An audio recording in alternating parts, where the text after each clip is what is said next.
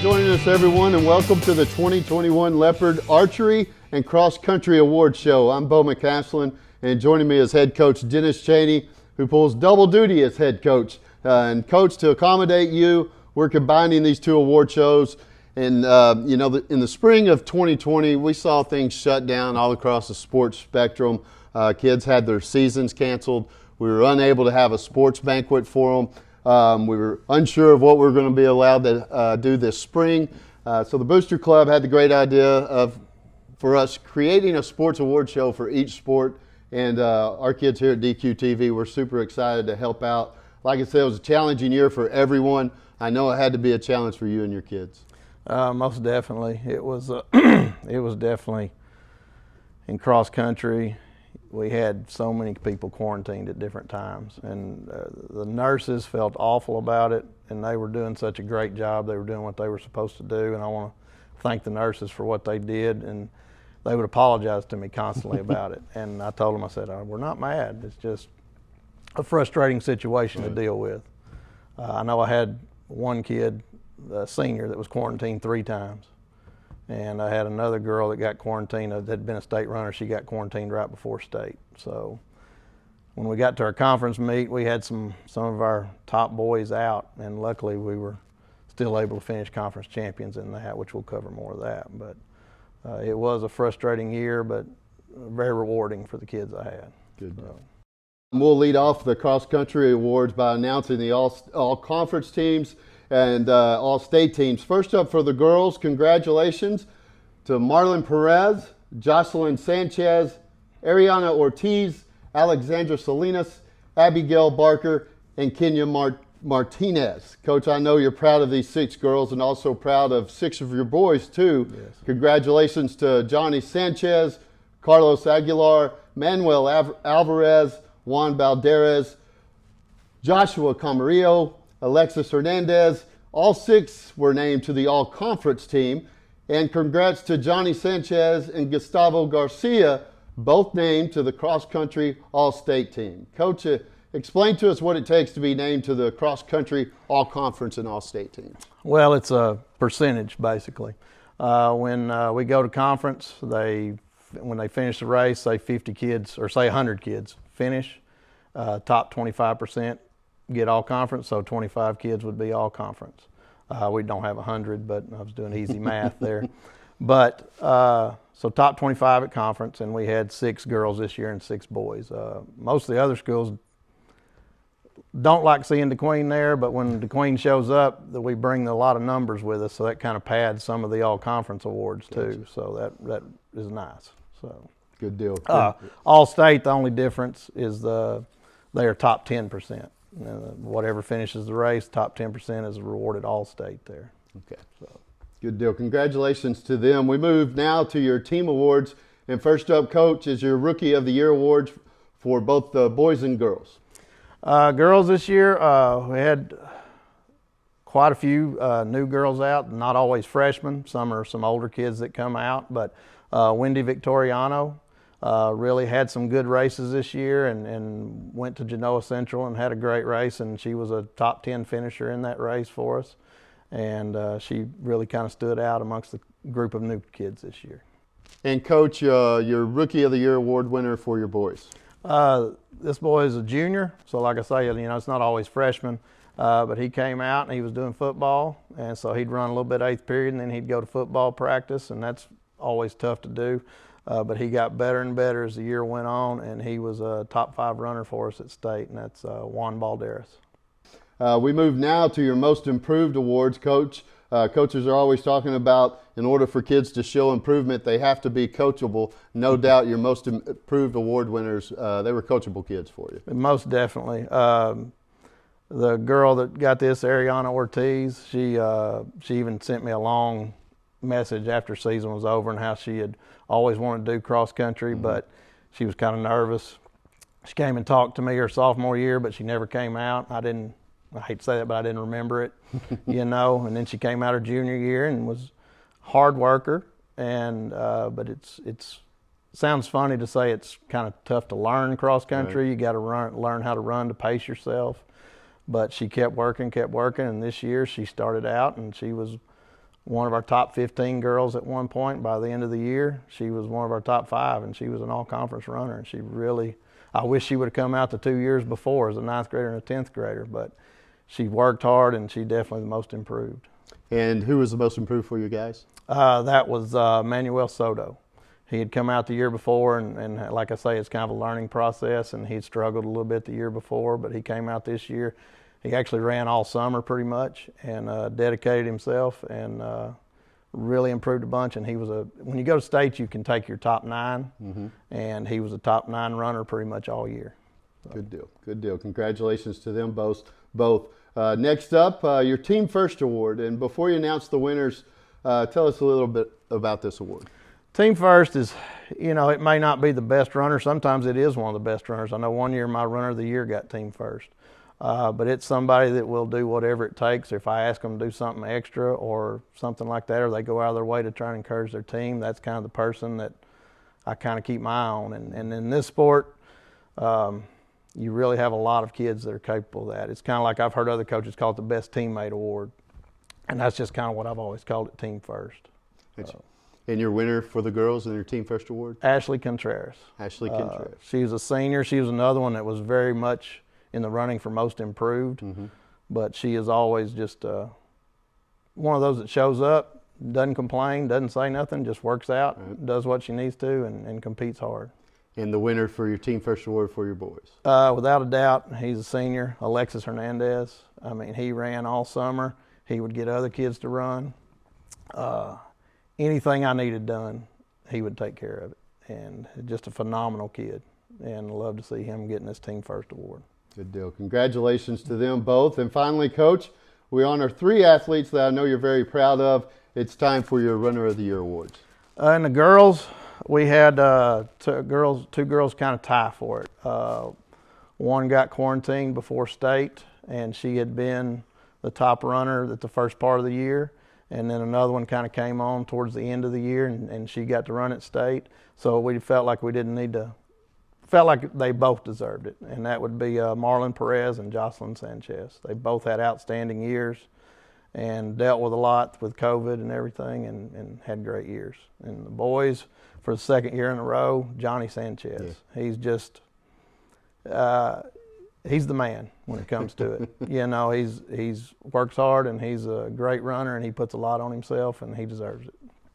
Congratulations to all of them. And wrapping up, Coach, before we move on to your archery awards, just reflecting back on the season, is there anything that really stood out to you, or anything you'd like to say about it? Just dealing with COVID, it was crazy. We always got a big group of kids. Usually we're anywhere between 55 and 75 kids, and this year was completely different. There's some good things I like, but we took 2 buses to practice every day. So we'd have a girls' bus and a boys' bus, and we'd load up and go out where we go, on the lake somewhere and run, and then going on trips. It was pretty much the same way. It was a constant thing of me talking to the nurses. It became almost hourly. I was like, do we have any new cases? Do we have any more? Am I missing any of these kids? And finally I just gave them a list, and I said, let me know. And it was very frustrating for me, and I'm sure the kids felt it.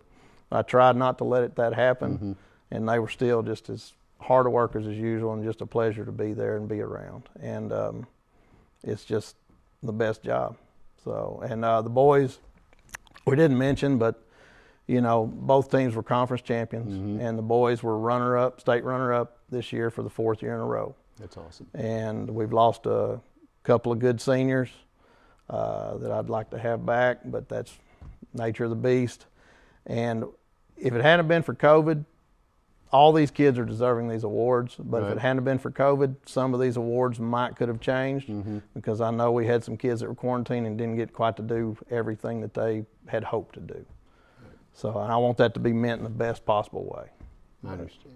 Congratulations to all of them. And we move from the trail to a little stick and string.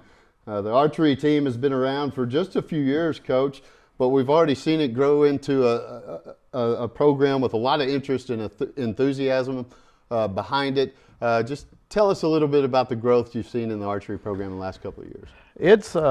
it's grown a bunch. I mean, I think this year we probably had smaller numbers than we've had because of the COVID situation. Of course, we didn't get to go anywhere. Right. Everything was here where we practiced. The state had regionals. Every school had it at their own site, and it was kind of like, you had to have, you're on your honor system here or whatever. So there was no trips involved. Well, some kids like that, some kids didn't. Some kids get nervous when they go to tournaments. They liked being here.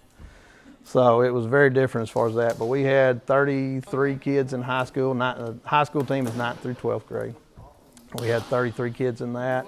And then in the junior high, we had 24 kids in that, which is a small number. Usually we have 35 to 40 in the junior high team, 6th through 8th grade. But with COVID and everything, I think there was just less participation this year. So. Moving on to the awards, the first one for your archery team is your 50-point club. Coach, explain to us what this club is and how do you get to join? Well, it's a perfect score is 300. So you shoot 3 rounds from 10 meters and you shoot 3 rounds from 15 meters. Each round is worth 50 points. So to get a perfect round of 50 is how you get it. And that'd be all 5 arrows in the 10 ring or the bullseye. And we had 3 that did that this year. That was J.D. Brinkley, Lexi Hall, and Jafet Sotelo. Jafet Sotelo. Congratulations to them. And next up is your most improved archers. Yes, most improved was definitely in the girls. This girl, she was a cross-country runner, and she had the same attitude in cross-country. She just kept working hard, kept doing the best she could.